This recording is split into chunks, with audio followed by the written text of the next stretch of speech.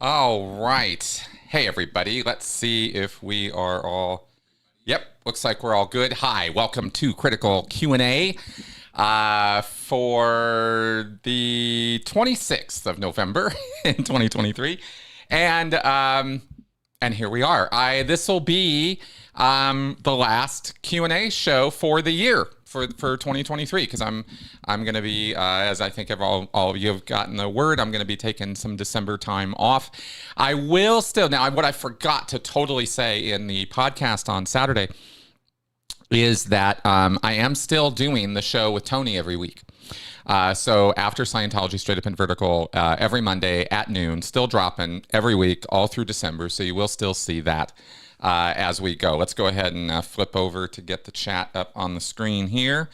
And there we go. Here's all the folks here, all the usual suspects and critics. Hey, everybody. So happy to see you all here today. I know. I was a little back and forth on the going live this week. I really prefer doing live. I mean, I really do because I like interacting with you guys directly. But I wasn't sure how the weekend was going to go and stuff, and then it kind of worked out, and so here we are. But I've got you guys have been sending me some great questions. The queue has been building up, and we'll definitely hit the ground running in 24 with some of those great questions you all sent, and keep sending them to me, by the way, because I'll just keep building up my queue through the holiday season here. Okay, good. Now let's go ahead and set up the Q&A. So please put your questions here. Okay, and once I get that set up here, start Q&A. Okay, good. So now I am not seeing necessarily, I see some of the chat as it's going, but I am looking for questions placed under the please put your questions here comment that I just posted up at the top of the chat. And I think for y'all, from your end of it, that looks like a comment up at the top of the comment section or something like that. So you guys let me know, but you go ahead and throw them in there. Oh, good. I'm glad you guys like this format too. It's fun for me. I enjoy doing it. There we go. Okay, good.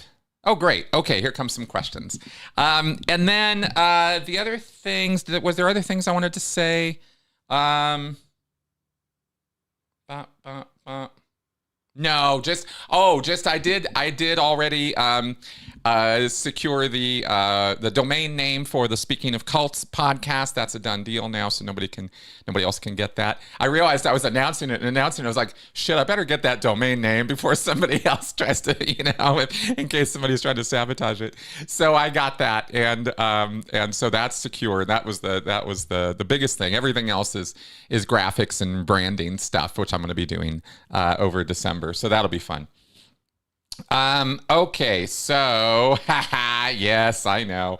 Okay, we'll get to that. We will get to that, Love Food Kitchen. So here, let's go ahead and start throwing up the questions. Here is the first one. Hey, Chris, what do you think Church of Scientology will do for future events in the aftermath of apostate Alex protest? Much more aggressive. I think that they are going to beef up. So apostate Alex, wonderful friend, did organize and set up a protest of the Church of Scientology's annual IAS, International Association of Scientologists event in the UK this year. It's held every year in October. At least it had been being held every year in October. And COVID and other things, they shut it down. They stopped doing events for years. And we have talked about the fact that shutting down those events has an effect on the mindset of Scientologists, because if you're not continually re-upped, so to speak, if you don't go get your fix of misinformation from David Miscavige off the stage and get that whole social activity, then some of the, some of the sort of Scientology conditioning, sort of starts wearing off. And so it's really important to Miscavige and to the movement that they get these events going. And so here was this great big event that happened, and Alex organized this great big protest there, and it was awesome. So now, of course, Scientology will respond to this like they always do with things, by tightening the noose, circling the wagons, and making things even harder for access to these events and making them more security conscious. And so they will get more private security. They will set up the perimeters. They'll treat it more like a military campaign as far as, or setup, as far as how to set up the flow of public coming into the events and monitor who's, what external forces have access to them, all this kind of thing. The kind of thing we sort of expected them to do when Alex was announcing for weeks that there was going to be this protest. We sort of imagined, at least I imagined, I say we, I've spoken with Alex about this, off camera, but it seems that, Alex is here in the chat. Great. The apostate doth protest not enough. That is hilarious. Yeah. So anyway, so I think, so Alex and I have talked about this. Anyway, it seemed to me that, that they were going to beef up a lot more, and that they were actually very unprepared for what Alex told them he was doing, which is hilarious. So, I don't think they took it all very seriously. And I think from this point forward, they will be taking it seriously. I could be wrong. Destructive cults can be pretty damn stupid sometimes. And we always marvel at how, cunning and clever, Miscavige or Hubbard or Osa can be. But sometimes they can just be blatantly stupid about stuff too, and come at people or do things that are just absolutely ludicrously dumb. But they do it, so we'll have to see, so that's what makes it a little hard to predict sometimes. It's generally going to be kind of awful what they're going to do, but you don't necessarily know exactly precisely how they're going to do it. So anyway, so I don't know. That's some commentary I can give on that. You guys are so awesome. Okay, good. So that is, so I think they will be more aggressive though. And to directly answer the question here about that, absolutely. I think Scientology took a good, bruise to the face. And I think Alex was the one delivering it to him, right? Symbolically. And I think that they are not going to underestimate him again. That's what I think. Okay, so let's carry on here. Joe DeCeppo. Hey, Joe. What are you most looking forward to during your time off? Meeting my niece, Phoebe, my brother's daughter. I am so looking forward to that. I don't even have to think about it. That is the thing I am looking forward to the most. I'll be going out to California and visiting with family early on, in fact, next week.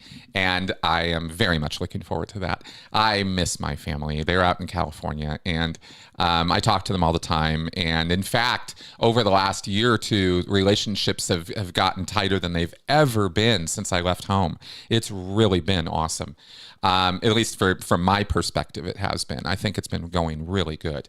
And I've actually even been starting to get my feelers out with my extended family around the U.S. In fact, they're getting their feelers out to me, because recently, I don't really get into my extended family stuff very much, but recently my mom's sister and two of her brothers passed away. My mom is the oldest of 9 kids, and the 2 oldest under her have passed, and the youngest of the family brood has recently passed. And so there's been some grief and some memorials and stuff like that going on in the family on my mom's side recently. And so that's kind of brought the entire family's, sort of awareness of, family. Yeah. Kind of back into the picture for a lot of us. And so more, kind of cousin to cousin kind of communications and things are starting to happen. And personally, I'm just kind of excited about it. It's a new thing. It's a completely new thing for me. My entire life, I've never really been connected with my extended family beyond, my mom, dad, and, my brother, and his family. So it's all very new to me, and I'm still, figuring that out. So anyway, that's what I'm looking forward to. And I will say that beyond meeting Phoebe and, of course, seeing Cooper, my nephew, I mean, he's just this little bundle of joy, I'm sure. Although he definitely keeps my brother on his toes. I think Cooper's about 4 or 5 or something at this point. Anyway, other things I'm looking forward to are spending some time with my wife, spending some time with some friends, and reading. I just finished, just since you asked, I'm going to share this with you, right? I just finished the first non-culty, non-work-related, this-related book that I've read in a few years. It was Quentin Tarantino's book, his latest book on cinema speculation, which is a really, really good book. And I got a couple other total fiction books now lined up to read over December, so that'll be fun. So those are what I'm looking forward to. Thanks for asking. Okay, let's carry on here. Ex-Scion is Scientology. Is Scientology's the greatest good for the greatest number of dynamics the right way to look at things, and does it justify short-term or individual harm if it's for the best? Okay, so as I understand your question, you're asking me about utilitarian ethics, because this is Scientology's system of ethics is based on this concept from utilitarian philosophy, ethics philosophy, as I understand it, or at least it has roots in it, of greatest good for greatest number. If it's sort of the... If y'all remember, Star Trek II, The Wrath of Khan back in the day, and Mr. Spock, right? The needs of the many outweigh the needs of the few or the one. And this is a fairly axiomatic ethics principle for many, many people.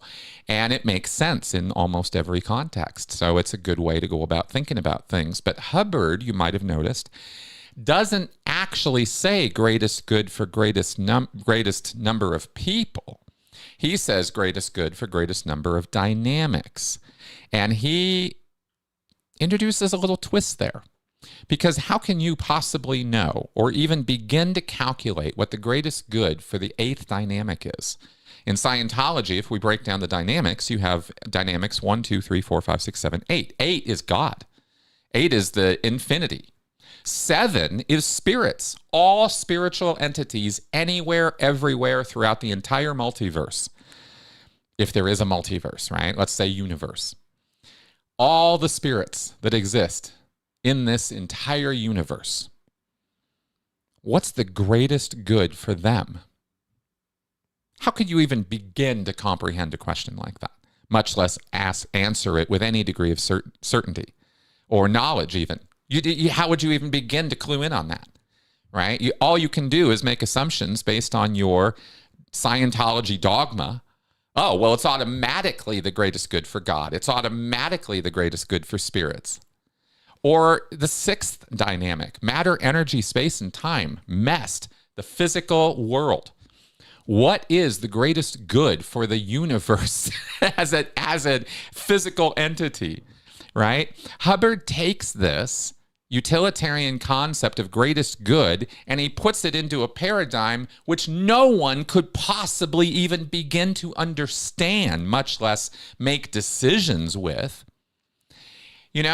I've never really described it this way before because I'm sitting here thinking about it right now going, yeah, this is the most ridiculous paradigm, if you will, or model or way of thinking about ethics ever, right? Because you can use it to endlessly manipulate anyone at any time. If you buy into the concept of OT and operating thetans, and you look at spirits through the lens of this graduated scale of there's an OT at the top and a degraded body thetan and dead being hiding off being a rock somewhere at the bottom, how many are at the bottom and how many are OT? How many are there?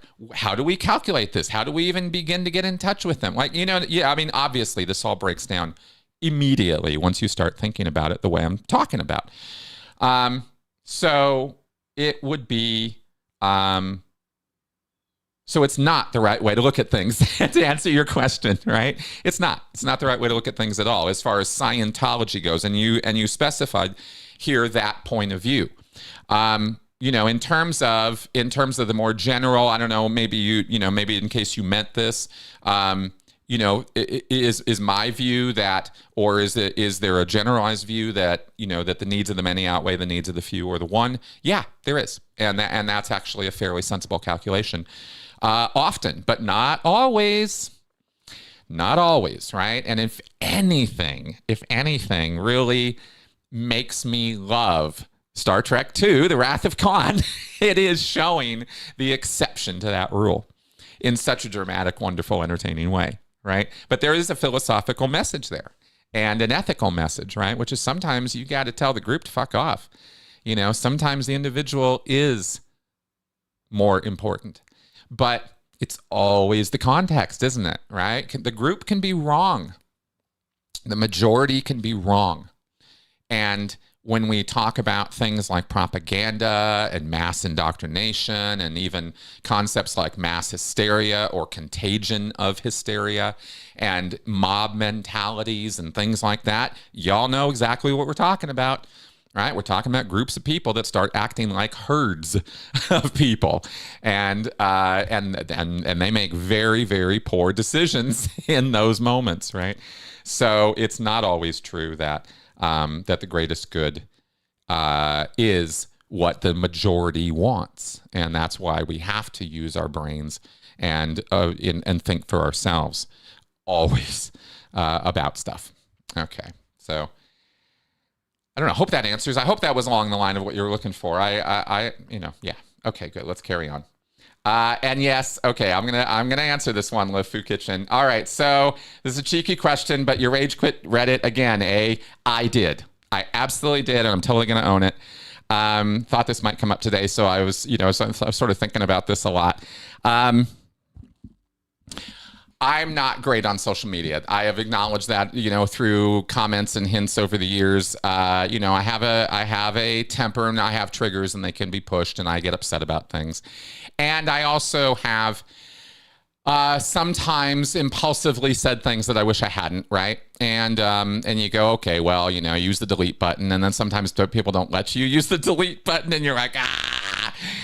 And so that's kind of what happened. And so yesterday I decided, okay, I got to get the hell off Reddit. And so I did. And and I didn't do it so much as a rage quit towards other people. I want to clarify for anybody who saw or had any curiosity about that it was for me. It was I got to stop doing this to myself.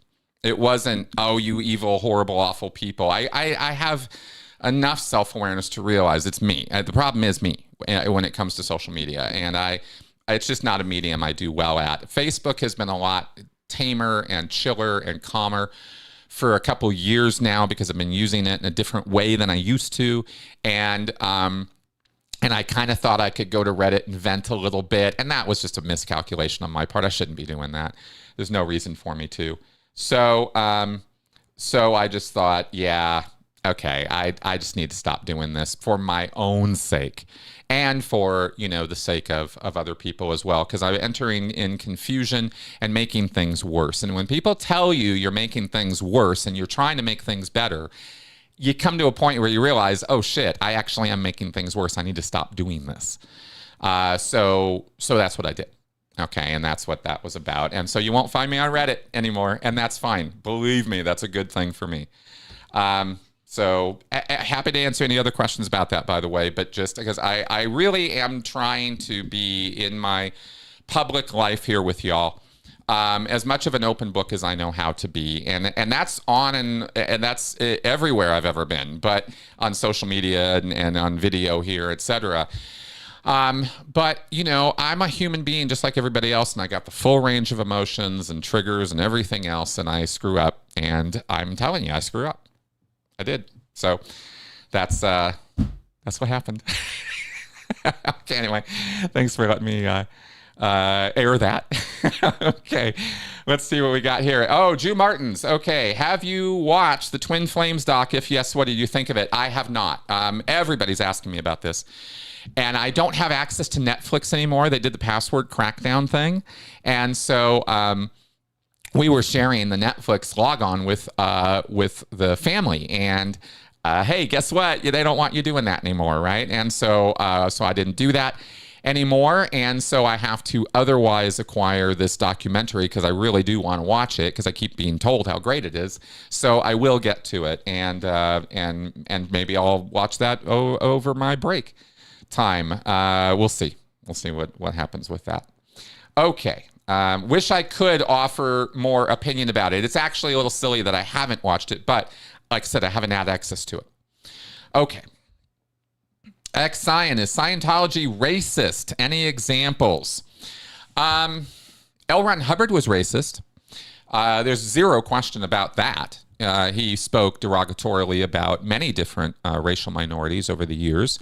Had lots of clever words and descriptions for them, and even applied Scientology templates to it, like talking about how different geographical areas had different case manifestations, meaning that they dramatized their case, their bullshit, their trauma, their collected engrams and all that crap, right? Differently, that different areas had different issues, right? And that, for example, I think he said of South Africans that they couldn't learn, wouldn't learn, were sort of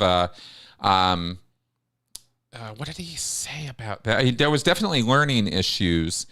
Did he say they were a Surfat case? He might have. He might have said that. He definitely said that about Australians. He said Australians straight up, not that Australians are a racial minority, but because he wasn't talking about the native Australians. He was talking about Australians, like, period. Just the Australians he dealt with. He said they were Surfat cases, right? They were always having to be right.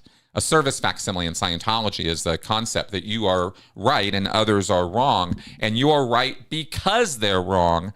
And a service facsimile is something you also use in Scientology as a mental mechanism to give yourself disabilities, make yourself sick, make yourself have accidents, give yourself issues in order to gain sympathy and support from other people around you. Hubbard was classically this way in his own personal life all the time, and he projected it on other people, and he called it a service facsimile. And he said the Australian case is a Surfat case. This is where they live. They're always about making other people wrong and being right. And he would apply that kind of template to groups of people, right? I just can't remember. Irresponsibility. It was irresponsible. South Africans were irresponsible. They were responsibility cases because they could steal from you and not think twice about it, right? It wasn't stealing to them. It would be an overt to them to not steal from you. So you could have areas where the moral codes were completely backwards. And if you were going to do a confessional or a sec check on a person who was in that region, then you'd have to kind of think in a backwards kind of way, about how to get their crimes off their chest, right? Because they didn't think of them as crimes and this kind of thing. And I'm giving this all to you and explaining this all to you as an example of Hubbard's racism, right? Is here he's taking this entire group of people. He wasn't talking about white South Africans. He was talking about black South Africans. And he said as a class of people, these people have their morality completely backwards. And they are basically walking, talking group of criminals. All of them. And you just go, what? That's Hubbard. So that would absolutely be an example of that. If that satisfies, I hope it does. Okay, let's carry on here. Great questions today, guys. Nerman, how much money was raised at the recent fundraiser event in England? I have no idea, Nerman. I'm sorry. I have no clue what the answer to that question is. Moving right along. Joe, I will totally do this. Thank you for asking. Say, Chris, that's a very nice looking book on the desk next to you there. Tell us about it. Why, yes, this book right here, you mean, Joe? This is my book, Scientology, It Is Inu. And if you are looking for the perfect Christmas gift for somebody who wants to understand or know about Scientology, this will be the book for you. I have two books that I always try to recommend to people if you really want to understand Scientology, like for real. And that would be John Atak's A Piece of Blue Sky and this book right here. And as far as I'm concerned, if you read those two books, you got it. Now, the rest of the books are great. I'm not in any way, invalidating or suggesting not to read anybody else's books or memoirs on the topic, because there's a lot of good stuff out there. And memoirs are great. They give you first-person accounts of what happened to people individually and have at it. But if you really want to get the structure and background and understanding of Scientology and what it is, and also a little bit on cult recovery, because there's 3 chapters in here on that too, this is the book for you. All right, and there's my plug for the week. Thanks for letting me insert that commercial here, Joe. Awesome. All right.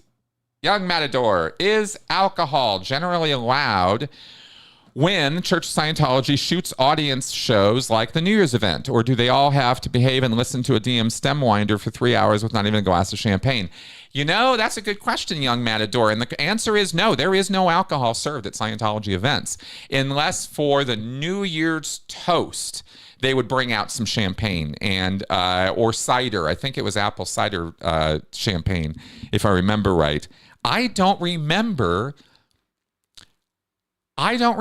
there being alcohol served at public events.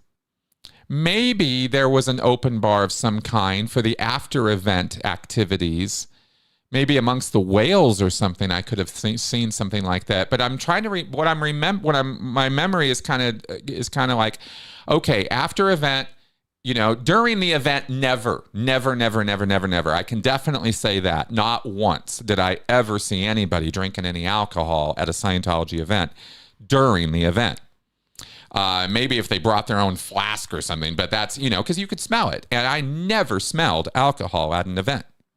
That's actually the memory that's it's kind of triggering off right now is no, there's no alcohol. So the only thing I can think of that actually that I think is real, maybe an answer to the question is maybe at New Year's there was some champagne given out for the toast at the end of the event, but generally no, it is generally not allowed for all kinds of reasons, of course. Mostly being that nobody wants anybody falling asleep in a drunken stupor listening to Miscavige. God, how embarrassing would that be? And it's not that Scientologists eschew alcohol or that they don't have alcohol-driven events. I mean, even in the Sea Org, we had the beer and cheese party. But it's but not at formal Scientology events. I never saw that. Okay, carrying on here. Here's a great one. Ex-Scion, what OT superpower would you choose if you were given the ability to develop one?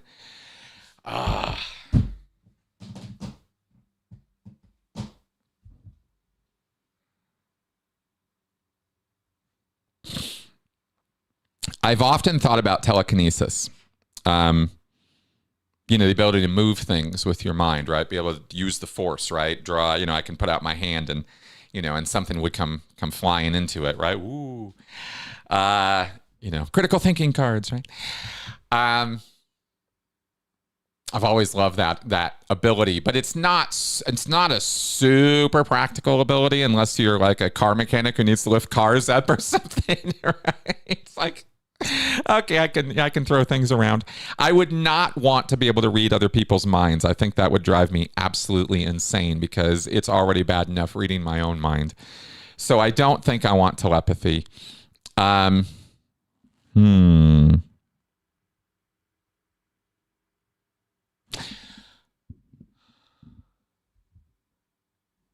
Yeah. I don't know. Wow, that's an interesting question. What kind of OT power would I like? Or develop? You know, if there was a power or ability to not, how do I put this? If I could, without forcefully or destructively manipulating another person's thoughts, right? I don't mean going in and manipulating a person's thinking so that they are, so that I am determining what they think or what their opinions are. I don't want that power, because that's just straight up, nefarious mind control. But if I could somehow get a person I'm talking or speaking with, or if there was some method of getting an individual to see a different perspective than what they're seeing right now, right? That perspective thing, how you have those like, oh, I didn't think about it that way. And it changes everything kind of, sometimes significantly, sometimes not so much so. But sometimes you have those like moments of like, oh my God. And it's a total perspective shift. It's not that you've, it's just a new thing for you. It's not taking things away from you, or it's not, twisting up your thinking. It's just, hey, here's another way of thinking about this, And then they could choose. They could make up their own mind about what they want to do with that awareness or that information or that new perspective. But at least they'd have it, and I know they have it, right? It's not like, I don't see that way. No, now you do. So what do you think, right? Something like that, some kind of little, just a little perspective shift. Not forcing them to now adopt that new perspective. But you know how frustrating it can be when you're trying and trying and trying to get somebody to get where you're coming from, and they just won't or can't, and how incredibly difficult that can be to try to, empathize or have that compassion. Something like that, something like that comes to mind. God, I hope that's not a horrible thing. I don't think it is. Anyway, that's what I thought of. Okay. You might tell I have disagreements on my mind these days. Okay, ex-Scion.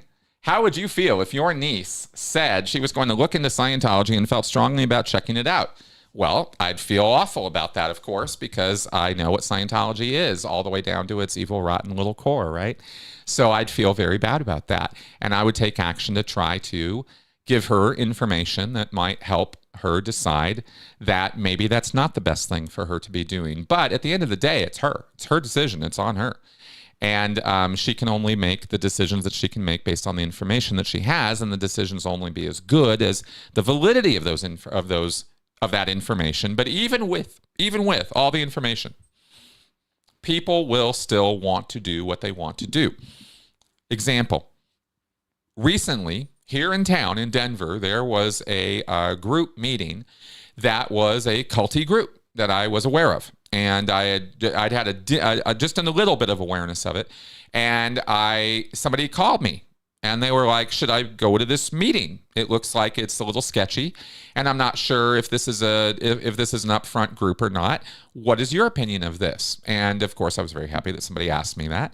And I looked into the group, or we were having the conversation about it, and I said, oh yeah, no, this group has a lot of red flags, and it's probably not something that you're going to want to be involved with, because this is an openly manipulative and deceptive group, and they're not going to tell you the truth about what they're doing, and they're going to try to get you to feel amazing and induce an awe, euphoria experience, and get you all hyped up on how great this new method is that they have. By the way, the name of this group is Radical Honesty, and it is absolutely a culty group.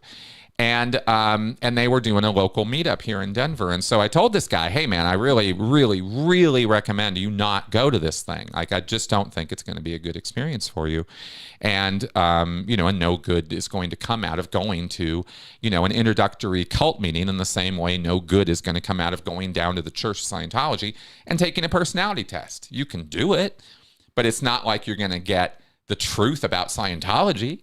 And there is a danger that they will trigger something within you that's going to go, oh my God, this is actually something I really need. It happens. It happens. And so, so we would encourage, we being, cult professionals or whatever, would encourage people not to go do that. Well, of course, this individual I was talking to was like, no, I'm going to go. And I was like, well, okay, I really don't think you should. And he was like, well, I'm going to. And I was like, all right, man, go. You knock yourself out. In fact, since you're going, tell me what happened, right? And I got a whole rundown on it. But you can't, you can only do so much, I think is the point of my little story here, right? You can only, even when you know as much as I do, or professionals, or academics or whatever, know about this stuff and try to communicate about it, try to warn people about it. At the end of the day, people are going to do what they're going to do. And, you got to give them that freedom to do it, right? You can't lock them up. You can't chain them down. You can't tie them down. You can't, tell them, I'm not going to be your friend anymore if you go do that. That would be silly and stupid. So I didn't do any of those things. I just said, okay, well, let me know how it goes and tell me all about it. And he did. And he came back with, yeah, it was culty as hell. Everything you said, right? So I was like, yep, that's how it was. And he didn't get wrangled into it, and he kind of laughed at it, and we all had a laugh, and it was all good. So, and I'm grossly summarizing the whole story there, but that was basically kind of the rundown on it. So I'd have to act with my niece the same way, right? You got to give people the freedom to go make the mistakes that they need to make for themselves so that they can see and learn for themselves. Okay, right? At least now, of course, if you're talking about somebody, telling you they want to go try heroin, I might be a little more, active and energetic in my, discouragement because that stuff can addict you in one go. I mean, you don't want to be messing around with hard drugs. So, and so can Scientology, though, which is why, it can be frustrating, right? But anyway, but that's kind of my general answer to the question, I guess. Thanks for asking. It's a good question. Thanks for asking that. Okay. Henny in the house. The guns that were not turned in by Danny Masterson could give him more time. Do you think the cult has them stored in their arsenal? No, I don't. Henny, I think that this is basically a matter of what Tony and I were going over was that he probably sold them or got rid of them or gave them to somebody or something, and they just don't have the records of it, and they need to get those accounted for. And so we will know a lot more in the next hearing where, they try to account for or show invoices or receipts for where all the guns went, because every one of them went somewhere or they were destroyed. And that's there's paperwork for that too. So we'll see what happens, but I don't in any way think that the Church of Scientology has Danny Masterson's guns. And I don't think that there is any evidence that we've seen of some kind of a plot involving those guns and, say, the Masterson victims, right? It's anything's possible in the world of all possibilities. But, we would need evidence or some kind of something, some indication that there is something nefarious happening here. And right now, all we have is unaccounted for weapons that, like I said, are probably just sold or something, I could be wrong. There's good reason to be concerned. They do need to be accounted for. I'm not trying to poo-poo it. I'm not trying to say there's no reason that for no concern. But I don't think it's a red alert situation, right? Not yet. Let's see what happens. Okay, SP Chef. When I left the SO, I was declared a PTS Type 3 and had to do a PAB 6. But it has been over 10 years, and I can't really remember what that was exactly. Do you mind explaining that? Sure. Okay, PAB 6. A PAB 6 handling is a PAB is a professional auditor bulletin. Before L. Ron Hubbard came up with the idea of red ink on white paper with the most common form of issue in Scientology, which is called the HCO bulletin, the Hubbard Communications Office bulletin, bulletins that were issued through L. Ron Hubbard's office. Before that, there were professional auditor bulletins, and these were black ink on white paper, and these were distributed by, they were written by Ron, mimeographed, and mailed out to the mailing list of all of the professional auditors that they had created through Dianetics and Scientology classwork in the 1950s. And this was all through the early and mid 1950s, where the PABs really kind of thrived. They continued to be written, I think, through into the 60s a little bit, if I remember right, but the bulletins kind of took it over as an issue type. Now, that's the administrative side of it. The professional auditor bulletins contained technology developed by L. Ron Hubbard, latest research developments, latest techniques and methods. And Benson is sitting here growling at me right now. Benson, I need you to calm down, buddy. Okay, I'm doing my show. Okay, there we go. We'll have you go outside afterwards, okay? I know, you're all anxious right now. You're just going to have to wait, buddy, okay? All right, just hang tight. All right, sorry about that. So they contained all these new releases and new tech and new information. Well, guess what L. Ron Hubbard had to solve in the mid-1950s? He had to solve the problem. In fact, I think it was 1954, PAB 6, maybe 53. I mean, it was kind of early on. And the problem that needed to be solved was pre-clears would go in session and they would go a little nuts. Right? They'd get a little what was called over-restimulated. They would get into these states of not good places. Benson, stop it. It's okay, buddy. Okay? Just need you to just calm down for a little bit, all right? All right, buddy. Good boy. Yeah, good boy. All right. I got to do my show. Yeah. Here, come here, come here. Come here. Come here. Might as well get a little Benson cam while you're at it. See? You're live right now on YouTube. You're a YouTube phenomenon right now. Yeah. Oh. Okay. All right. There you go. All right. Sorry, guys. Okay. Over-restimulated PCs, right? People getting Dianetics auditing and not in a good headspace, right? Can't operate well. Even, not catatonic, but not good, not in a good place. L. Ron Hubbard developed this series of steps called, which are referred to as a PAB 6 handling. Take a walk. Get outside. If you can't walk, crawl. If you can't crawl, then, look around at things, try to touch things. I think there was a vitamin step in PAB 6. I don't have it right here to look up right now. Maybe I could pop it up at some point in a future show and we could go over it actually. But this is all just off the top of my head. I haven't looked at this issue in many, many years. But there was, I think there was get some vitamins, B complex, and some other, maybe a guck bomb or some kind of, which was a collection of vitamins and minerals and stuff that Hubbard suggested would ease the mind or keep the bank at bay.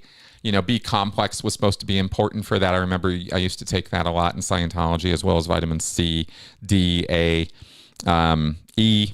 Hubbard talked about these vitamins often. And let's see, what else? It was basically the sort of steps that were trying to calm a person down and get them back into a sort of chill, regular headspace, right? Like, oh, we did too much, let's pull way back. And this became a handling that would be used for people who were considered psychotic or have had a psychotic episode or are borderline on the way to that sort of thing, right? That would be the sort of implication of it, is somebody's a little too on edge, and here's what we're going to do to deal with that. And those are, though I'm not remembering all the basic steps. I think there was some, like I said, exercise or get a walk or get out there. Hubbard told a story. And he told this story a few times in Scientology. And I don't think that this is a true story. I think this is total bullshit. But Hubbard told a story that claimed it was an old Indian, Native American story, that there was a woman who, like a woman who went crazy, just went kind of nuts one day. And she went off on this walk, and she just walked and walked and walked and walked, like days and days and weeks maybe, and then came back. She went out and she came back. And when she came back, she was fine. It was all good, right? She just needed a lot of space and to get away and sort out her body thetans or something. And that was a cure for this kind of madness that could overtake a person, I suppose, or over, as they say in Scientology, again, they use this word a lot, over restimulation. So that's what I remember from that. I hope that helps a little bit, SP Chef. And maybe I did get your email, by the way, and I will respond to that because I am interested in talking with you more. And maybe we can go over that in more detail if and when we were to talk more. All right. Cool. Let's carry on here. Ex-Science. Should Scientology be outlawed? I don't think it should be outlawed or banned. We tried that already. And we already know what happens, right? Why repeat the mistakes of the past, right? Australia tried to ban it. Germany has certainly gotten pretty hard down on that, on Scientology and the practice of it, right? And it's just generally not a good idea, right? Because ideas are bulletproof. And when you try to suppress or ban or outlaw things, that itself draws attention because of the scarcity principle, right? If you remember the various points of what influences behavior or the things that influence people, scarcity, not having access to a thing, taking it away, making it rare, increases automatically. It doesn't even matter what it is. No matter, I could tell you that I could tell, well, let me say this. I could say to some people, even evil stuff and Nazi paraphernalia, like collector's items that are like from Saddam Hussein's house or something, right? Like there's a real scarcity on them. And there are a lot of people who'd go, oh, really? Maybe I should do something about that. Maybe I should acquire those things because they are so rare, so scarce. And that's what happens when you ban things. It's an automatic response. It has nothing to do with the morality of it. It's just people. So for that reason alone, I say no. But there are other reasons as well, including freedom of thought and freedom of religious practice. People should have the right to do these things. It's just they should be informed that they're destructive and harmful to them. And you don't want to do that. Bad thing to do. You're hurting yourself, right? It's probably not. Well, no, I think it's, just no. Don't outlaw them. No, I don't think that's the way to go. Okay, cool. Greg catching the live stream for the first time. Excellent. What is your favorite thing about yourself, and what do you wish you could change about yourself? Huh. Okay, good question. Favorite thing about myself?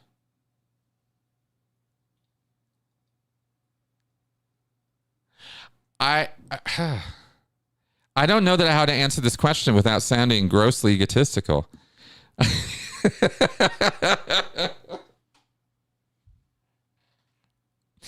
But I'm going to say the honest answer to the question, which is that my favorite thing about myself is that I care about people and care about the situations and things as much as I do. I like that about myself. I like the fact that I care. I think that's important. That's the concept. That was my flash answer. That was the thing that came to mind right off. So I'm just going to say it. What do you wish you could change about yourself? I wish now that I'm so aware of this, and I know I've been talking about this a lot, and I'm not going to try to talk about this a lot, okay? It's just kind of still new and fresh for me, and I'm still like kind of getting my head around it on the whole ADHD thing. I wish I didn't have that. I wish that was not a factor in my life. I'd be, I wouldn't be a different person at my core if I didn't have that condition, but there would be challenges in my life that would not be as challenging if I didn't have that condition. So that's the thing that I wish I could change about myself. I don't know if that's where what you were thinking necessarily in asking that, but as far as changing that kind of thing about yourself. But that's what comes to mind, because there's that whole array of things that comes with it, right? The attention dispersion and the impulse control and the emotional stuff and the memory stuff and all that. It's just, I wish I could get rid of that. But you can't. I'm gonna have to learn to live with it and manage it and deal with it, and that's what I'm doing. And that's what we're gonna do. Anyway, thanks for asking. Okay. And by the way, if I ever answer any of y'all's questions and they're not really like what you're looking for or whatever, just put more questions in, right? And ask me to clarify or whatever, and I'm happy to do that. It's not like this is my answer and don't ever ask me about it again. Okay, Greg Gibson. I meant to ask, do cults in general use hate as a form of control? I always feel like they are similar to hate groups. Yeah, absolutely they do, Greg.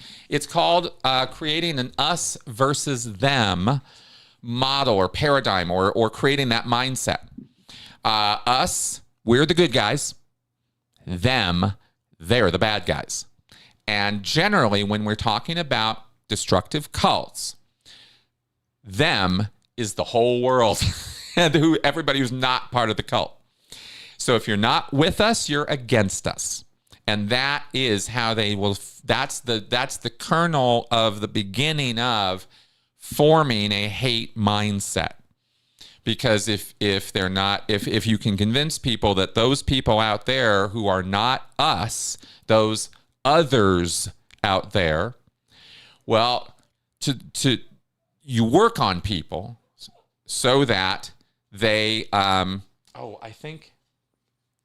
okay, let me finish answering this and then, we're so close to, okay, let me just finish answering this. You keep working on that. It's not a one and done. You gotta work on the group and give them more and more reasons over time to be more distrustful, more wary, more out of touch with and not talking with these other people, this other group out there, them. And you start implying or inferring that they are dangerous or that they don't like us or that they don't want us around. They actually wish we weren't here. That's how bad those guys are, because we have the truth. We have the way and the light and the knowledge and the ability to improve people and make them better. And the bad guys out there don't want that, do they? No. So they're bad, we're good. And you keep working that. And you keep working it. Hubbard has this kind of thing littered throughout the materials of Scientology. The JWs have this littered throughout their materials. The Mormons have this littered throughout theirs. Every cult does.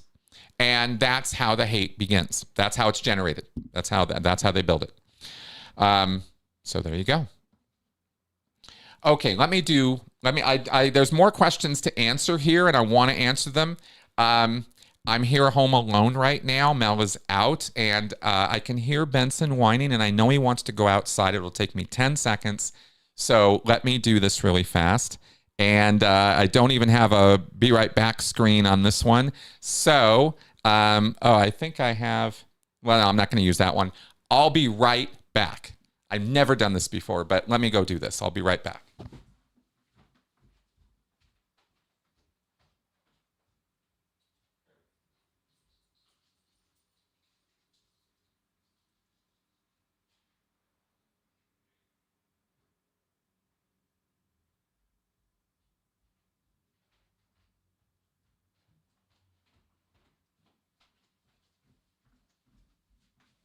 And I'm back. I think that was 10 seconds. Okay, thank you. Thank you for your patience with me on this. Let's see. Debbie M. I have been listening to the On Being podcast. It's the first one I've heard being sponsored by a foundation. Have you looked into grants to help support your work? Oh, that was a great question, Debbie. I have not. I guess I've always been a little overwhelmed by the paperwork and the bureaucracy of it. And I kind of stop myself before I even start, if I'm really being honest. But so I have not. I've considered. I've been aware conceptually, like I understand that there are grants and that people do that, and that there is money available from that.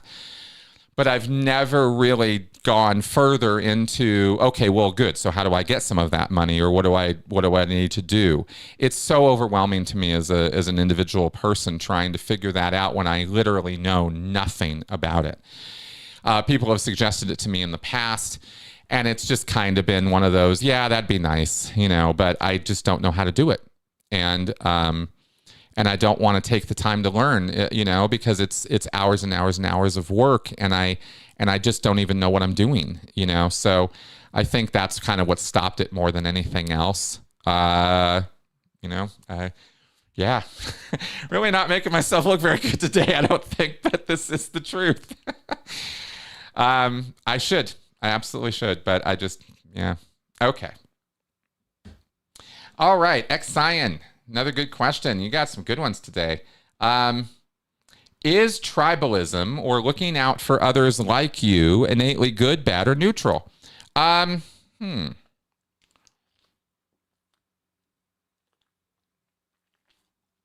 see.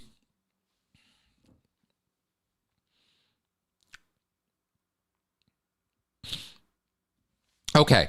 My answer, my first thought on this is that it's an innately good thing, and good, of course, is subjective, right? It's it's a judgment, it's an opinion that we make based on the context of things. And I think overall, in the long term, if we look at our ability or life's ability to survive in tribes, and this goes beyond human beings, way beyond human beings, it's clearly a survival mechanism. It's clearly something that will enable the survival of more individuals more easily than if everybody's in this anarchistic sort of let's every man for himself mode. We know that breaks down very quickly and people die off very quickly. Whereas if they work together and they share resources and they share abilities and they share skill sets, they get along better, and everybody survives better as a result of that cooperation. And that's where tribalism, as far as I can tell, evolutionarily comes from. And this, again, precedes human beings by eons. So it's not just a human thing, it's a life thing. Groups survive better than individuals. And groups facilitate the survival of each individual in the group, to the degree that they're doing that kind of thing. So I think from that perspective, it's a positive evolutionary development that has that we are just part and parcel of. We can't not be that. It's built into us, in other words. And so tribalism is not a choice for us. And that's why it's an emotional need. Community, the very sense of our tribe, the security and the feelings of emotional satisfaction and security. There really isn't a better word for it. You feel secure, you feel safe because you're surrounded by people who have your back and you have theirs, and you know that, right? That's the family unit. That's the job. That's the club you're part of. That's the groups you're part of, and that solidarity and it gives power to us. So I think from that perspective, it's absolutely a good thing. It's when we decide that our group is better than all the other groups, our tribe's better than all the other tribes. We're fighting for resources and things like that is what it comes down to. Or we perceive that that's what we're doing. Excuse me. I mean, damn, the whole Israeli-Palestine conflict is tribal. It's a tribe versus tribe, right? And we're going to fight over this land. We're going to fight over these resources because only one of us gets to be the last man standing, right? Or last tribe standing. And that kind of stuff is where it gets evil, and that's where it gets bad, and that's where people die. And it's not so good for the groups involved because the group solidarity is leading to massive deaths in those groups because they're fighting. They're at war. Every war is like this. And I hate that. I hate that whole thing. But the fact that groups do that, it doesn't make groups evil. There are only so many resources at the end of the day, but we've evolved to the point where we can figure out how to share resources and deal with problems like that without having to get into the destructive warlike actions. And at least it seems to me we could navigate our way through those things if we used our frontal lobes a little bit better.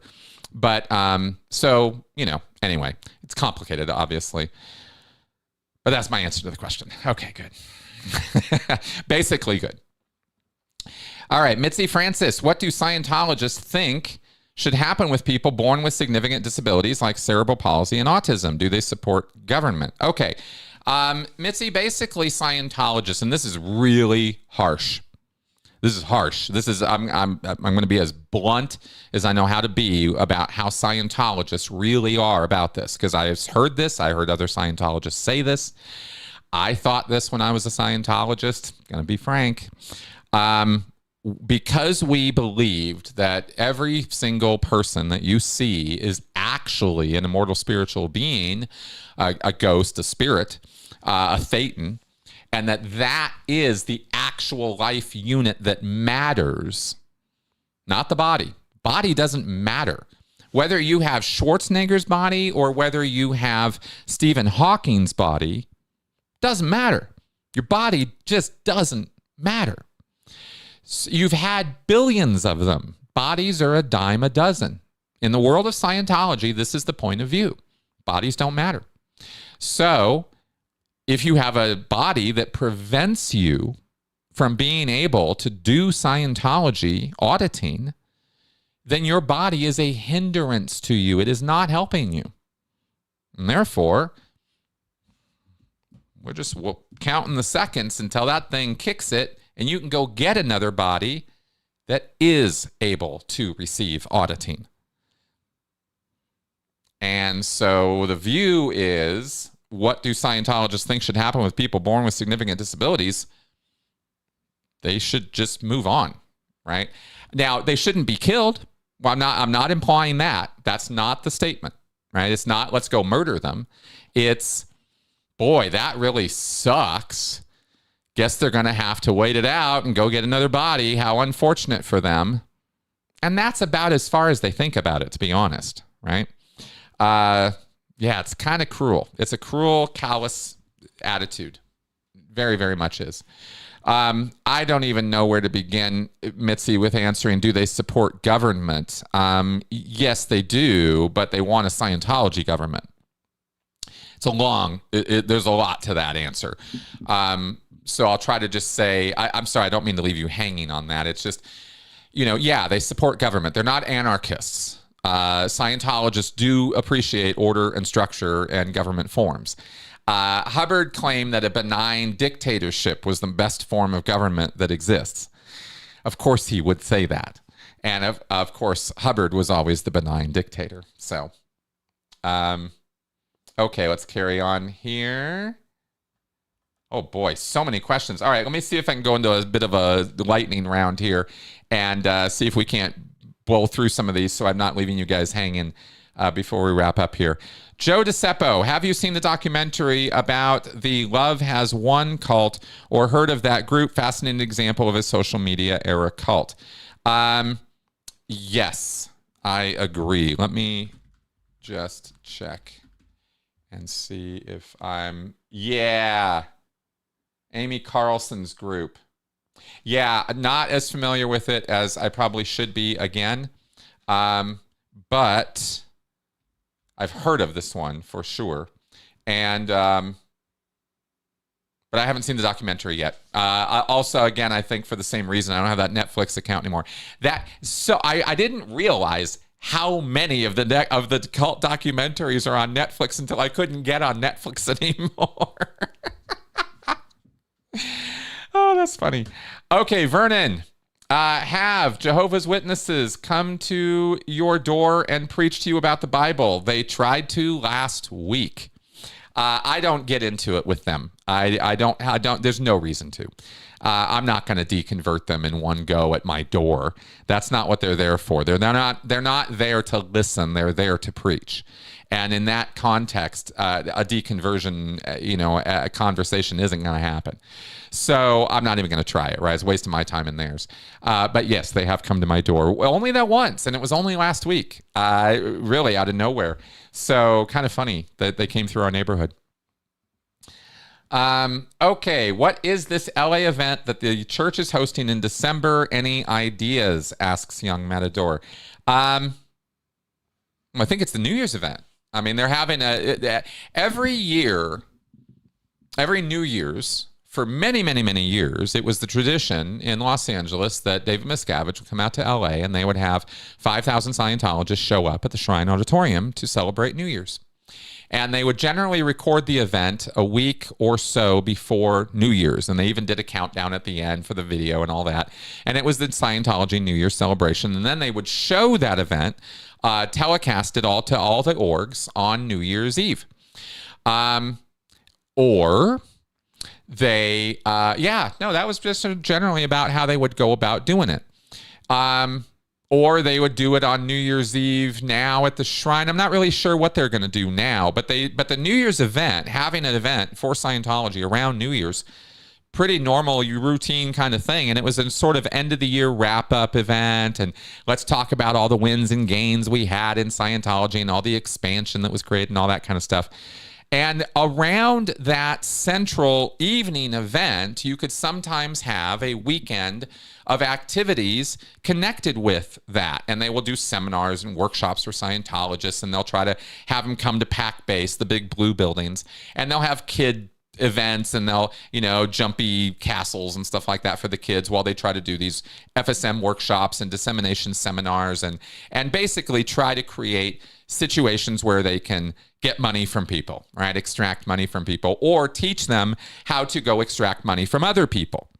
That's what those workshops and seminars are all about. It's not personal improvement seminars. It's seminars on how to talk about Scientology to your friends and family.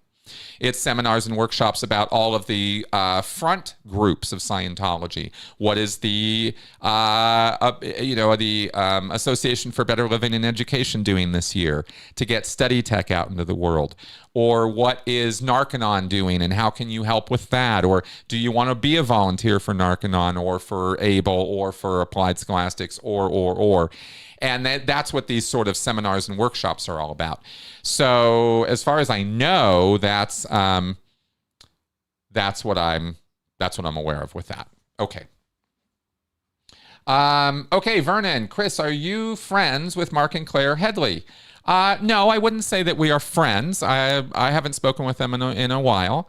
We're not enemies. I'm not against them or anything. But we're not generally hanging out or doing social stuff together. I'm very aware of the work that they do and support the Aftermath Foundation. I do support the Aftermath Foundation and the work that it does. And so that's how I'm kind of, connected with them. Okay, Clearwater, Erie, PA. Since Alex is in the chat, forgive me, Chris, since he was also interviewed by Tony, I kind of consider you all affiliated. And I rewatched the Mayor of Grinstead video. Alex, since the mayor is claiming he's only giving his constituents equal time, have you asked the other organization in East Grinstead how much time he is giving them? Okay, maybe Alex will respond to that in chats. Maybe he already has. Moving right along. Joe DiCeppo, what are your thoughts on the rituals/magical thinking that some musicians and sports people use for good luck? At what point does it tip over into something more? I'll tell you the exact point where I think it tips over into something more is when that individual, musician, sports person, whoever, doesn't get the expected result from their little magical incantation or good luck charm and is disappointed that it didn't work. And I say that laughingly, but I mean it. Like, if they're committed to it to the point that it's a symbolic gesture, it's a good luck charm, it's okay, throw the salt over the shoulder, whatever the thing is they're doing, rub the little rabbit foot. Fine, okay, a little gesture of luck or a little token of respect to the gods or whatever, right? But if it doesn't happen and then they're sitting there wondering, Did I not do it right? Did I not rub the foot the wrong way? Should I have put the magnet over here instead of over here? You know, the little wooey pseudoscience stuff people get up to. It's when they actually become so invested that they are upset it didn't work, right? That they actually thought, hey, like that's supposed to really change things in the real world in a significant way, and it didn't. That would be the beginning of the path of, no, man, you are too much into this. You got to pull back. That little rabbit's foot was never going to be a factor in whether you were going to win or lose, or put on a good concert, or have your skills all in alignment that night. You can't lay that stuff on external factors with any real, belief. I mean, when you do that, you're handing over your own agency to a thing or a ritual or something else outside of yourself. And that's not good. That's not good for you. So if you're so invested, I think that if it's, it's a big letdown. Anyway, I don't know. I hope that makes sense. Yes. Okay. Vernon, let's talk about this. I'm a little concerned about your loss of subscribers from 47.7 to 47.3. What happened? Yeah. Thanks for noticing, Vernon. This whole debacle happened. That's what happened. And I'm, sort of my channel, sort of collateral damage on that. And I think you guys know what I'm talking about. It's the aftermath debacle. And it has created a tremendous amount of tumult in the community here. And there are people who I have seen commenting in some places or in some quarters who really seem to think I have done Aaron or other people a real wrong or a real bad, or I'm just a bad person or something. And I'm kind of past the point now where I am craving everybody liking me. I really, really was hung up on that for a real long time. And you get to a point where you realize intellectually, we all realize lots of things intellectually. It doesn't mean we realize them deep down feelings wise, and that we're okay with it. It's a kind of a multi-stage process of acceptance, right? And yet it is what it is, right? Not everybody's going to like you. And sometimes people will misunderstand you. And sometimes even when you make efforts to try to be understood, you mess it up, or they just don't want to understand you. I have had situations where I have been on social media where I have tried to deal with or confront somebody who is talking crap about me right there on the feed, right? Whether it's on Twitter or Facebook or whatever. I'm like, hey, I'm right here. You're saying this stuff about me. Let's talk, right? Like, let's clarify this. No, I don't want to hear from you. I already know what you think. I already know you're a scumbag. Fuck off, right? That's the response I would get. And I was like, okay, well, I guess there's nothing I can really do about that then. And it's step by step, gradually, you just realize you're just not going to be understood. Or you are understood and people just disagree. They get it and they go, nope, that's not how I see things. Fine. You got to realize, I had to come to realize, I got to deal with that. I got to roll with that. I got to be okay with that. Because chasing that approval or chasing, people, who are just determined to not like you for whatever reason, or not want to listen to you, or not want to accept your information, or not think that you're somebody who has credible information in the first place. That's the world. And it's been a real object lesson learning that. And so the fallout of that is that you lose people, and the fallout of conflicts like what's happening right now is everybody gets hurt. And so that's what's been happening to my channel. And some of the frustration that you have seen me express has come from that. It has been frustrating. Feel like you're not really doing anything wrong, but people think you are. And you go, well, all right, I got to roll with that. So all I can do, and all I'm going to continue to do, is the work that I know how to do, and roll with it anyway, right? And so subscriber count goes down, subscriber count goes up. This is what I was saying a couple of weeks ago about the numbers thing, right? That was part of coming to an acceptance of this, is realizing I'm not going to reach everybody anyway. I'm never going to. So why fret over all the people I'm not reaching? Why not focus on the ones I am and help them as best I know how, and just pour the coals on that? And if I'm going to lose people in the process who are just determined to think that I'm, the second coming of the biggest asshole in the world, I can't do anything about that. All I can do is the best job I know how to do here, and that's what I'm doing. So thanks for bringing that up, Vern. And no, seriously, thank you for bringing that up so I could address that. Okay, Henny, do you think the legal system will ever recover the elders who have disappeared, or do they even care? Henny, I'm sorry, I'm going to need a little more context on that question. I'm not sure which elders you're referring to. I don't want to assume anything here. Can you clarify that question for me? I'll maybe we'll get to that as we go down these questions. OBG Foster, what do you say when Christians offer to pray for you? I say thank you. That's what I say. I appreciate people's attempts or desire or willingness to try to assist me as they see assistance, and I thank them for it. I don't need to get into okay, let's deconvert you now because you're offering to pray for me, right? Let's argue about it. Why do that? Okay, good. Chris Wood, did you go through the Purification Rundown? If so, what was your experience? Yes, I did. I did the Purification Rundown as the very first major service in Scientology back in 1987. And cost a few $1,000s. It took me 5 days to get through it because I had zero drug history. I was one of those weird teenagers who never took drugs because I actually believed in the whole say no to drugs thing. And so it was pretty quick. The biggest thing about my experience with the Purif wasn't so much the Purif. I had one moment when I was in the sauna, and I was in there for 5 hours a day, right? I'd drive down to Santa Barbara, sit in there for 5 hours, and then drive home. Then get recruited to join staff, and then go home. So during that time, I experienced one moment in the sauna of a sort of catatonic, semi-conscious state, which I assumed was me running out the surgery that I had to have my tonsils removed when I was like 4 or 5. And then I'm just shaking my head because that is such a ludicrous statement.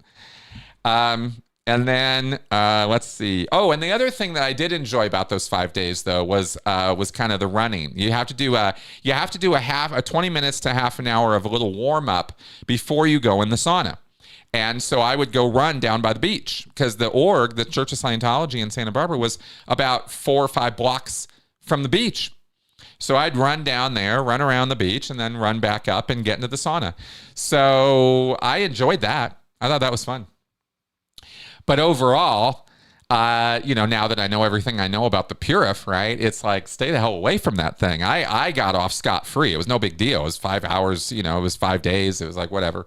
Other people, though, I've seen people, because I went on to administer the Purification Rundown when I was a staff member. So I would deliver it to other people. And I saw people on that thing for months. That's not good for you. That is really, really bad for you, especially when you're taking mega doses, like handfuls of vitamins.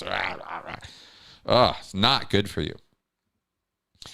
Okay, JZ Gonzo, are you taking a break? As you are taking a break, would it be possible while you're on your break just to upload some videos of Benson to keep us company? Just him doing silly stuff, asking for a friend.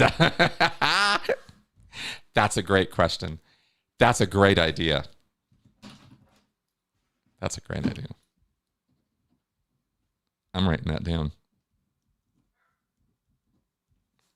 All right. Let's bust through the rest of these because gonna have to, speaking of Benson, I can hear him barking. I'm gonna have to let him back in. Okay, Ron Mowgli. Greg's question is near to mine. I'm in Israel. Oh, man. And I am suddenly very aware of how political/religion ideologies are so culty. When does a belief become coercive control? Okay, Beliefs are used to enforce or enact coercive control. They are not coercive control. A belief is a belief. Coercive control is something somebody does to you.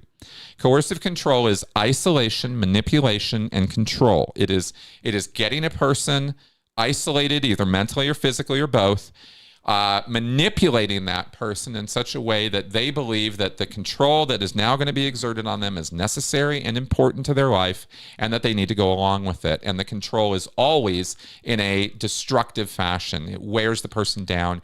It denies them human rights. It takes away their ability to live their life the way they want to if they were left alone. It removes, in other words, their self-determinism, their ability, their agency. That's what coercive control is all about.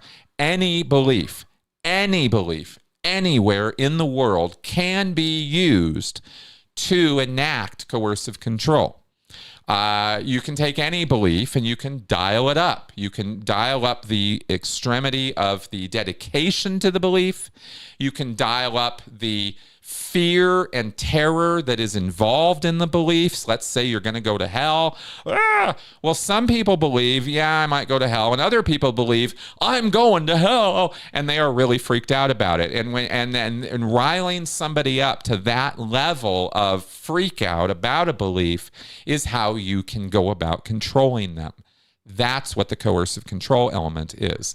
And societies do this as well, right? And we see this, but societies need to do this in order to have group cohesion. So it's not necessarily coercive control, because you're not isolating societies, but you can. And you can do the us versus them thing. And you can rile up a whole group of people around a belief set where they now think, okay, well, the only way we can survive is to go kill everybody else, or go kill all these other people who are absolutely positively, not wanting us to live, right? And what you find in group situations of group versus group like that is you find the lunatic extreme fringe on one end and the lunatic extreme fringe on the other end. Those are the guys that are fighting, and everybody else is just kind of getting dragged along in the process. That's a broad, gross generality, but I think there's some accuracy to it. In other words, it's the extremists fighting the extremists, and everybody else is trying to tone down the extremists, calm down the extremists, deal with the extremists, but the extremists are extreme. That's their nature, right? And that's what we kind of see in these larger, broader conflicts. Yeah. I don't know. I'm talking in very broad generalities because, the details become so complicated so quickly. Yeah. So anyway, as far as when does a belief, but I think in terms of answering your question, Ron, as far as when does the belief become destructive, or when does it go over the edge? When does it go too far? It's when the exact point is when the belief is being justified to hurt people, to damage people, to destroy people, or things, right? Or stuff that, like when it becomes a rationalization or a justification to interfere substantially in the human rights or civil rights or free expression of other people to live their lives. When that conflict starts, that's when it's gone too far. There you go. Okay.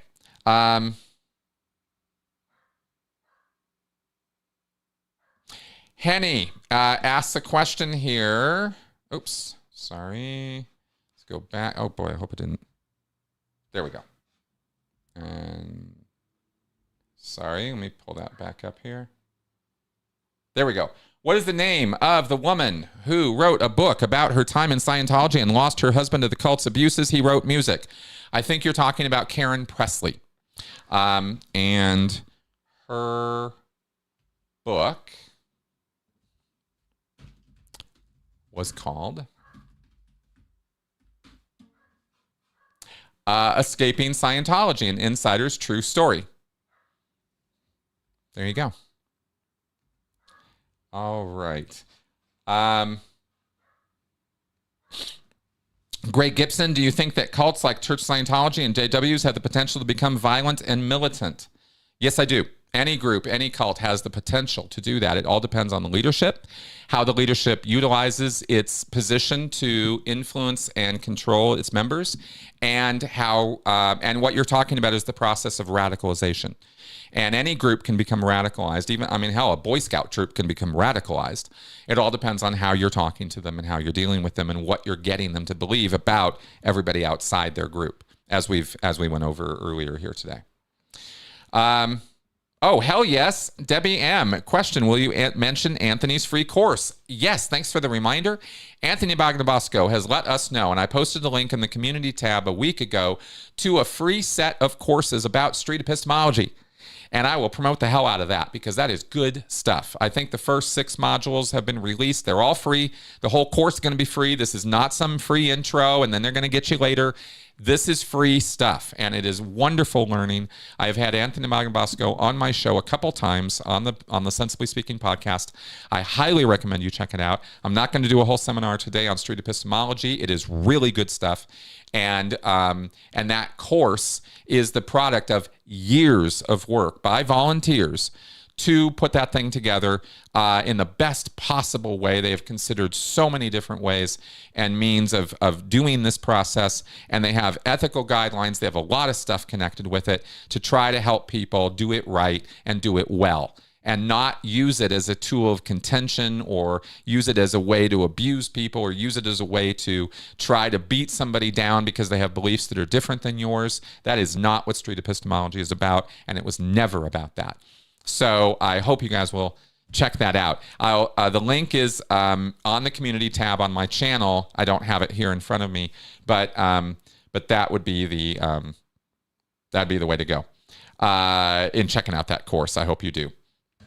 Okay, Starsky Mind Drummer, have you heard of Radicalism? Yes, I have. I've definitely heard of it. I looked into it some time ago. I can't remember the specifics of it right now. It's one of so many groups I've looked into, but I remember it being kooky.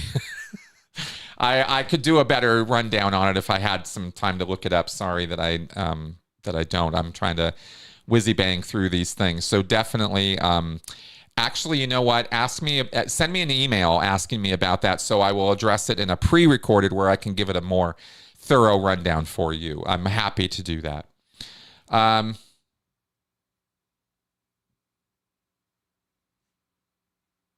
In Theta asked me a question. I'm not sure. Can you recall some things about 2014, 2015? The environment in YouTube, social media at the time, was there any apprehension or fear at that time? Did it feel high stakes? Any reflections come to mind? I'm not sure what you're referring to. There were a few things I've run into in the many years that I've been on YouTube. The adpocalypses, the atheist plus attempt. There have been different things, so I'm not sure what you're referring to in 2014, 15. That was when I just got on YouTube, and I was just kind of making my way around, if I remember right, at that time. Please be more specific in the question. I'm not sure what you're referring to, and I don't know how to answer that. Joe, I heard a little birdie tell me you do consultations. Yes, I do. Thank you for that. Yes, I do consultations. You guys are the best audience ever. You can contact me. I am going to continue, by the way, doing consultations through December. I'm not shutting down at all on that. I am more than happy to help people one-on-one. I can help educate. I can help listen. I can help kind of discuss the experience that people have had in cults or coercive situations.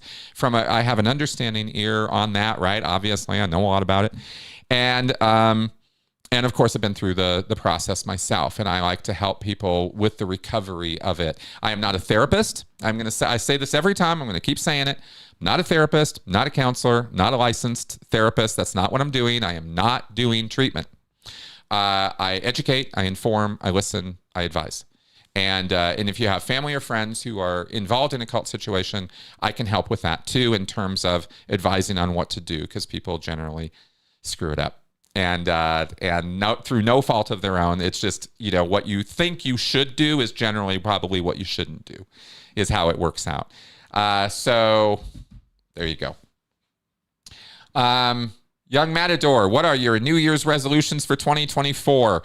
Right now, it is to hit the ground running in 24. I'm really trying to get my batteries recharged through December here. That's what this is kind of really all about is, let's get some of the burnout off and let's kind of recharge and let's really get 2024 going. Just like I did when I hit the ground running in 23. I mean, I don't think this year has been a big failure for me or a big, loss. I'm not treating 2023 as the year of failure. I think I accomplished some great things this year. And I think some of the stuff that we created and talked about this year was absolutely wonderful and amazing stuff. And in my own personal life, of course, I made some great strides forward. So 2024, I want more of that. And I want less of the distraction and less of the nonsense. And less of the weird, group crap that we get up to in these groups, right? And every ex-cult community, by the way, has this stuff. There's nothing at all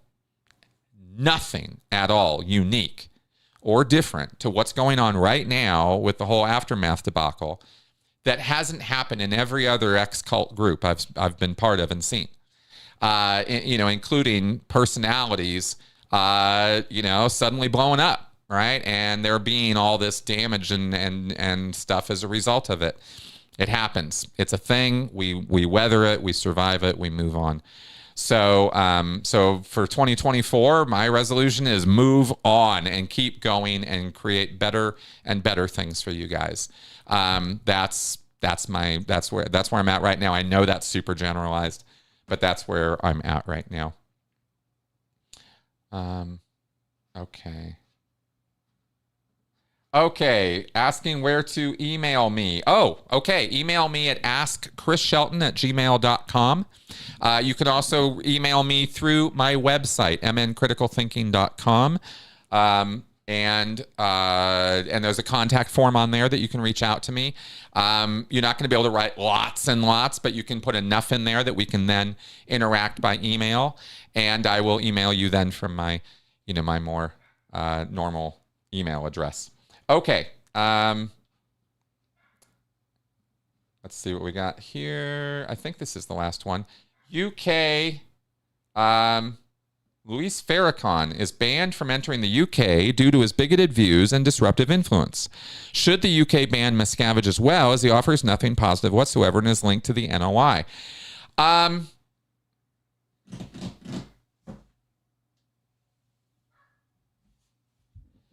That's an interesting question.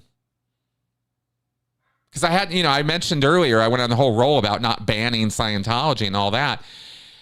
It can have a blowback effect. It can have a reverse effect if you do that kind of thing, right? You can generate more interest and popularity in a thing by trying to get rid of it. So that's always a factor. I wonder how much of a factor it has been for the NOI and for Louis Farrakhan in the UK to not be able to go there. I wonder what the blowback of that has been in the UK. Because my thought is, yeah, do it, right? Yeah, don't let Miscavige in. Because you're absolutely right. He has no positive influence whatsoever, and he's directly linked to the NOI. And you're absolutely right. All the same reasons for banning Louis Farrakhan from going into the UK are all the same reasons you should ban David Miscavige. And if a country deems an individual as an actual threat to their population, that country absolutely has a right to deny that individual entry into their country. No question about it. And David Miscavige definitely is a threat to the UK citizens. Period. End of story. So, yeah, 2 thumbs up on that. I'm down for that. That's a different thing from trying to tell a whole bunch of people in a country that you don't have the right to believe something, or you don't have the right to do auditing, or you don't have the right to read L. Ron Hubbard's books. Yeah, you can't be doing that to people. But banning the leader because there's actual substantive reasons and evidence to show why he's a threat, that's good. I like that. I like that idea. At least right now, as I sit here talking to you about it, I do. Okay, guys. So I think we've reached the end of the questions, and certainly the amount that I'm going to answer today, because we've been at it for an hour and a half. This is awesome. I hope, let me pop back over to the Yeah. Okay, good. Looks like things are fine. Okay. Thanks, guys. I really, really, really, really just can't say enough about how heartwarming it has been for me to get the support and love from you guys that I've gotten. It's meant everything, okay? And I don't ignore it, and it doesn't mean nothing to me. It means everything to me. That all being said, thank you for your support as I'm leaving. You will get a Scientology Straight Up and Vertical, like I said, tomorrow and every week through December.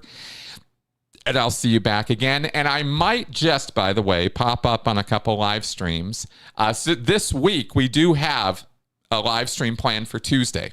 Jeff, PTS for Life, and I are going to be doing a live stream then. And then I've got a couple interviews for the new year, and then I'm taking off in December. So anyway, last one. Thank you very much, everybody.